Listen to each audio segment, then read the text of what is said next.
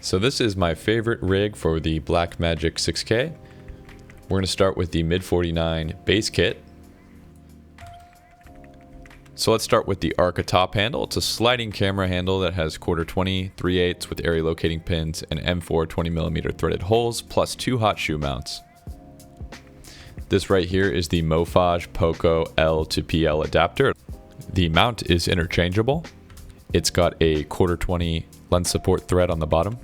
And the best part about it is the rear mounted ND filters. So this right here is the universal bottom plate, compatible with the Canon C70 Blackmagic or I believe the Fujifilm GFX.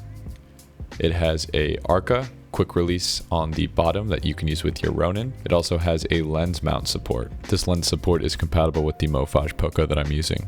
This is the top plate, which has an Arca receiver for the quick release handle. There's a quarter 20 that connects to the top of your camera for added support. On top, there's 2 3/8/16 and 1 quarter 20 with area locating pins. The audio breakout box from Mid 49 is meant to directly mount to one of these rods. I love how unique these are. There's plenty of accessory mounting options from 3/8, quarter 20, and cold shoe. This is the quick release 15mm base plate. It has a ARRI standard dovetail interface on the bottom and an Arca Swiss camera dovetail interface on the top. You can tell just how well engineered these parts are from looking at this quick release system. This dovetail plate is no exception. It's very lightweight yet feels solid. There are 2 offset mounting holes. This is the side plate which connects to the rest of the cage. There are so many mounting holes here. It's a little bit grippy. You can use it as a side handle. There's also an HDMI and USB-C clamp so your cords don't fall out. This little piece on the bottom is pretty clever. It slides out so it's compatible with a ton of different lens mounts. It comes with a few different screws that are different lengths. That way you can further support your lens and keep it connected to your cage. So now we're just going to start putting everything together. This side piece here just screws into the bottom plate with 2 screws. I love the approach that Mid 49 has taken with their cages. It's completely function over form. My least favorite thing with some of the cages I've used in the past is just pieces coming loose or eventually wearing. With this cage, I just feel that there are so many points of contact that everything is one solid block. Again, I'm screwing this top piece into the side handle portion, and then that little screw on the top just goes into the camera. There's nothing more satisfying than a good quick release system, and you can see this handle is no exception. This little rod right here fits so snug. There's just enough clearance for it. I love that Mid 49 went with both an Arca and dovetail design, which means when your camera is slimmed down a little bit, you can put it directly onto your gimbal. That has been a huge gripe of mine with cages that I've had in the past. Having the ARRI dovetail plate on the bottom is just the cherry on top. There is nothing better than dovetail.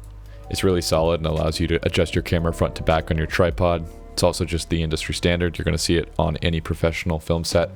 A good friend of mine has the saying, buy once, cry once. And you might be asking yourself, why the hell would I spend $700 on a cage?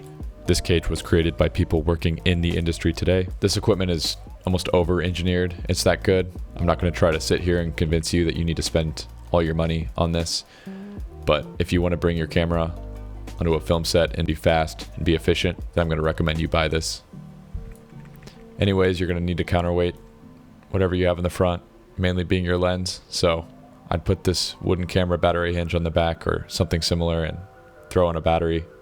It also helps power all of your accessories, so that's also helpful. It's pretty clean, swivels up and down. You can get enough clearance for the Blackmagic screen to tilt out. At this point you could add a monitor, which I have done. So I like these Condor Blue monitor mounts. They hinge and swivel. This is the NATO rail variant. I love these guys because they have the locating pins, so that way it won't spin when you mount it to your monitor. For a handheld setup, the very front of your handle is usually the most ideal place for your monitor hinge. This one tightens, and here's this lovely cracked small HD monitor. And there it is right there.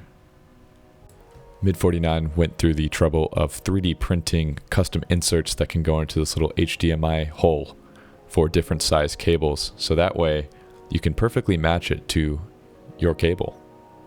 And now I'm just going to cable manage a little bit. I think I just used some Velcro and kind of tied it up. It's not perfect for this rig. I'd recommend buying some sprigs or something that you can control your cables with.